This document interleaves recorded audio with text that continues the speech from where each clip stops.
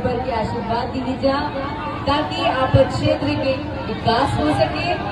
देहात का नाम क्या हो गइल बा? आवाज में दम नहीं थे। देहात का नाम हाँ, बेटियां अपने आवाज के लिए जानी जाती है भाई, है ना? आप लोग की आवाज दमदार है पूरी। ज्योति सिंह का चुनाव प्रचार में पहुंची है अक्षरा सिंह। पवन सिंह को बहुत बड़ा झटका लगा है। अक्षरा सिंह का विवाद के बाद पहली बार फिर से पवन सिंह की पत्नी के साथ नजर आए अक्षरा सिंह।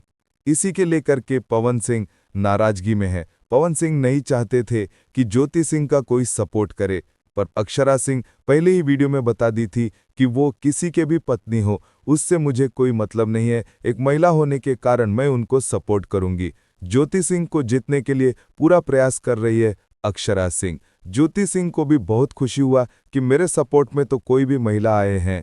इससे मेरा विवाद शुरू हुआ था और अभी भी विवाद चल रहा है। वो इंसान पहुंच नहीं पा रहे हैं और कोई तो मुझे सपोर्ट कर रहा है।